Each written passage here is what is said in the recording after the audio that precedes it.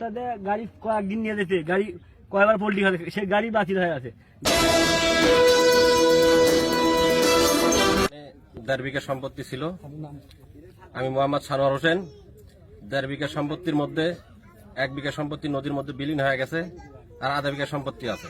এই আধা বিঘা সম্পত্তি যদি এখন নদীর ভিতর বিলীন হয়ে যায় তাহলে আমাদের চলার মতো কোনো পথ থাকবে না, আমরা রাস্তায় নেমে যাব। এই জন্য করজোরে আমাদের দাবি, আমাদের এই নদী ভাঙন রোধ থেকে আমাদের রক্ষা করতে হবে। আমরা সরকারের কাছে করজোরে অনুরোধ করতেছি। 8 নম্বর সুগাট ইউনিয়নের 4 নম্বর ওয়ার্ডের বিনোদপুর সাদিরভাগ মেসখান্দি গ্রামের প্রায় 7 থেকে 800 বিঘা সম্পত্তি। এই 3টা গ্রামের মানুষের সম্বল এই সম্পত্তি। এটা দীর্ঘদিন এই নদী ভাঙার কারণে আজকে তারা দিশাহারা, মানে তারা কোথায় যাবে এই একটা দিশাহারা অবস্থানের মধ্যে তারা আছে। তা আমাদের এলাকার দাবি এবং সুগাট ইউনিয়নবাসী আমাদের দাবি দ্রুত এই নদী ভাঙনকে ঠেকানোর জন্য ঊর্ধ্বতন কর্তৃপক্ষের দৃষ্টি আকর্ষণ করছি এবং তারা সরজমিনে এসে এই 3টি গ্রামের মানুষকে যেন একটু আশ্বস্ত করে এবং এই ভাঙন যেন আমরা রোধ করতে পারি।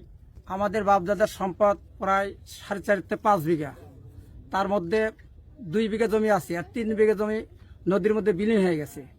আমাদের অর্থ সম্পদ কম, তাই মাঠের জমিও কম।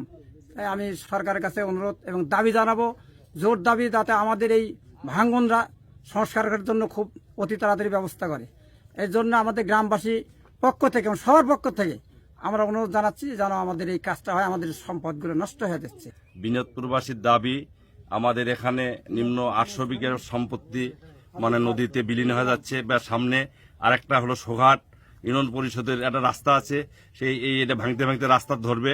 সরকার আমাদের দাবিটা শুনে অতি তাড়াতাড়ি এখানে কাজ হয়। এই বাঙালি নদীর তীব্র ভাঙ্গনের ইয়াত আমাদের জমি সব ভেঙে চলে যাচ্ছে। আমরা আর কি করবো? এই জমি আবাদ না হলে আমরা কি খামু?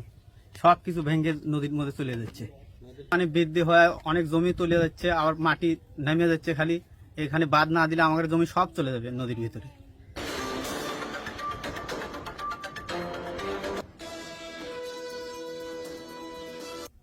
বগুড়া শেরপুর উপজেলা সুঘাট ইউনিয়নের বিনোদপুর গ্রাম থেকে আমি আপনাদেরকে জানিয়ে দিচ্ছি, গ্রামবাসী তাদের জমি রক্ষার্থে আজ তারা মানববন্ধনে দাঁড়িয়েছে।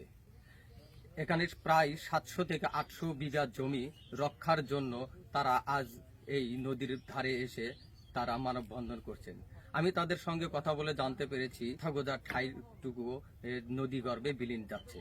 তারা জানিয়েছেন নদীর গতিপথ চেঞ্জ করে এক ধার থেকে অন্য ধারে চলে গেছে। প্রায় শত শত গ্রামবাসী, তাদের একটি মাত্র সম্বল তাদের জমি।